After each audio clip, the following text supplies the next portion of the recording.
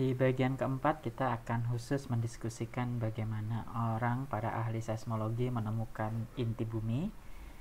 Jadi ini diawali dengan penemuan Benno Gutenberg ya di sini itu menemukan zona bayangan gelombang P atau P wave shadow zone. Ya, jadi ini dari satu gempa ya kemudian merambat di sini, maka dia akan mengalami refraksi pada batas luar inti ya di sini sehingga ada zona di mana gelombang P itu tidak ada ya di sini.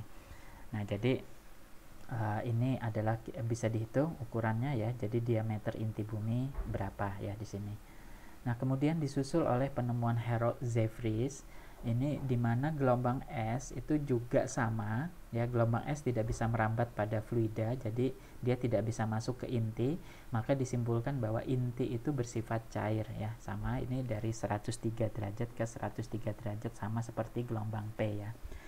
Jadi ini disebut sebagai zona bayangan gelombang es, jadi tidak ada gelombang es masuk di sini. Nah, kemudian Inge Lehmann ini menemukan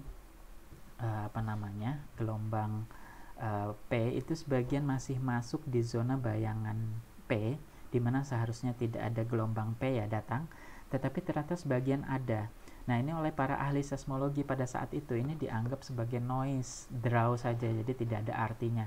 Tetapi Inge Lehmann dengan tekun dan teliti dia mengamati, ternyata dia membentuk pola, dan pola tersebut mengisyaratkan bahwa di bagian dalam ini ada inti lain yang kemudian dikenal sebagai inti dalam yang bersifat padat sehingga dia bisa merefraksikan gelombang P sehingga muncul di zona bayangan P ya. Seharusnya tidak ada gelombang P masuk di sana.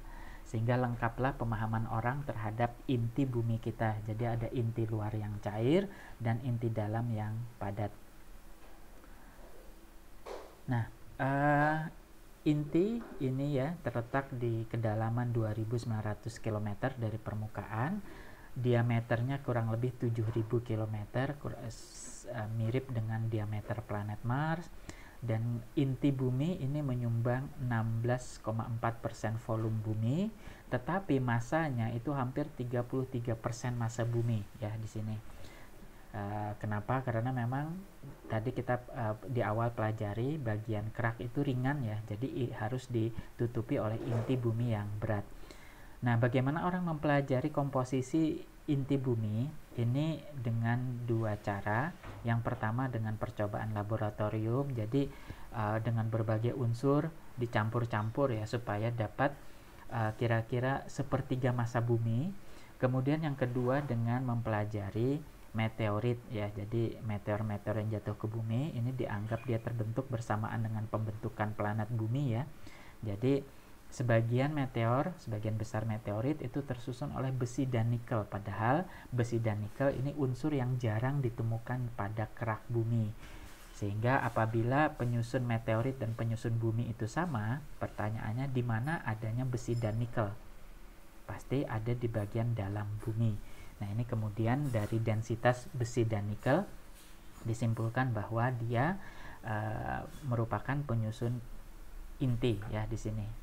Jadi dari perhitungan utak-atik ya di sini secara matematis densitas inti luar itu kira-kira 9,9 sampai 12 gram per cm kubik, sementara densitas inti dalam lebih berat yaitu 12,6 sampai 13 gram per cm kubik. Tekanan di inti bumi ini 3,5 juta kali tekanan di permukaan ya di sini. Dan ada paradoks yang muncul di sini, kita sebut sebagai paradoks inti bumi. Kenapa? Kalau misalkan inti luar itu cair, bagaimana mungkin di bagian dalam di mana tekanan dan temperatur yang lebih besar inti malah tidak cair tapi malah padat.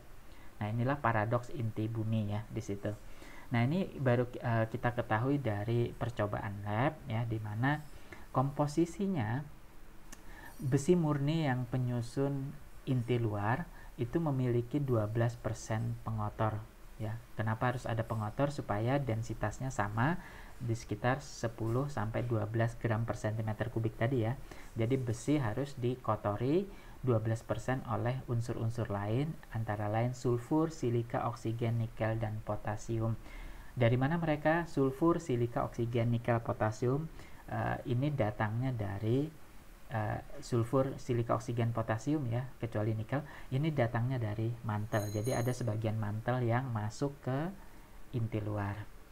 Nah, sedangkan untuk inti dalam, besi murni itu terlalu kecil densitas, jadi harus ditambah.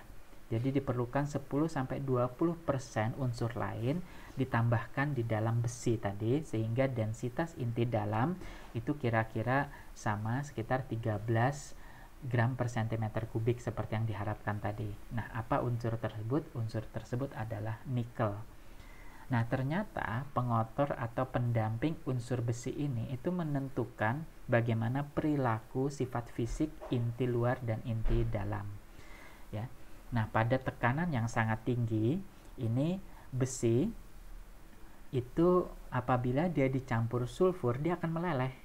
Jadilah inti luar itu meleleh ya, inti luar yang cair.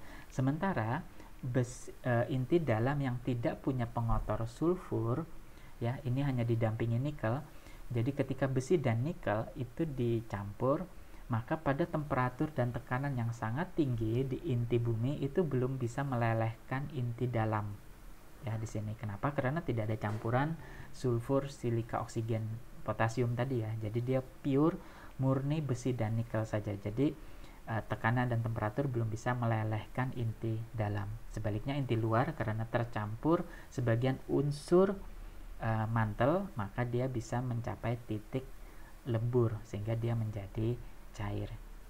Jadi demikian paradoks paradoks inti bumi bisa kita jelaskan dari perbedaan komposisi dan responnya terhadap tekanan dan temperatur ya. Semoga bisa memahami kenapa inti luar itu cair, harusnya inti dalam harus cair, kok ternyata malah padat ya di situ. Baik, kita akan masuk di bagian kelima, yaitu mantel bumi dan tomografi seismiknya.